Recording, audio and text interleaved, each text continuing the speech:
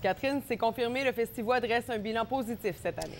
Oui, 10 jours de festivités qui manifestement ont plu aux festivaliers. Vraiment, on a dressé un bilan plus que positif, je vous dirais, Marie-Claude, ce matin. D'ailleurs, on a vu un Stéphane Boileau, directeur général, les traits tirés, mais tellement heureux de nous parler notamment de la fréquentation pour cette année assez extraordinaire. 24 042 détenteurs d'entrée, 11 237 passeports vendus et c'est plus de 5 653 bracelets journaliers. Si on parle des spectacles les plus populaires à proprement parler, on en a déjà glissé un mot. Grégory Charles avec 20 000 spectateurs. Faut dire que c'était le 1er juillet et que c'était gratuit toute la journée. Il y a aussi les Cowboys fringants et Jean Leloup. Et je vous dirais personnellement, mon coup de cœur, ça a été Mister Valère. Quel spectacle dynamisant. On a hâte de les voir, bien sûr, à la finale, à la cérémonie d'ouverture de la finale des Jeux du Québec à Shawinigan. Autre bonne nouvelle pour le festival, on a accueilli davantage de festivaliers de l'extérieur de la région et aussi les navettes de la STTR ont été extrêmement populaires. On parle d'une augmentation de 100 donc 10 000 personnes qui les ont utilisées.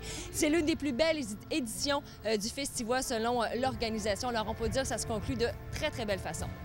Catherine, on sent qu'il y a vraiment un engouement pour les comédies musicales ces temps-ci. Oui. Et les productions de la 42e rue a une nouvelle comédie musicale. C'est leur 4e production pour ces passionnés de comédie musicale. Je les ai rencontrés hier en répétition, vraiment des passionnés qui travaillent très, très fort. On présente Crazy for You qui a été créé en 1992 à New York. Et c'est pas une pièce qui a été présentée vraiment partout, contrairement à Chantons sous la pluie que l'on peut voir présentement à Montréal, qui est très populaire. Donc Crazy for You, c'est 11 musiciens, 18 comédiens, chanteurs et danseurs. Et pour la première fois, on présente la traduction française, mais avec des chansons en anglais. Je vous laisse d'ailleurs entendre quelques-uns des comédiens, aussi le directeur artistique, qui nous parle du souci du détail.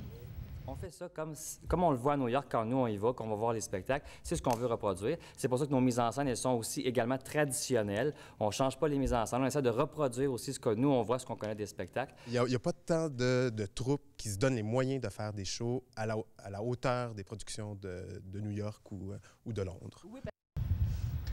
Alors, seulement 3 représentations. Ça commence demain soir à la salle Anis à la Rousseau jusqu'à dimanche soir. Alors, faut en profiter. Merci, Catherine. Oui.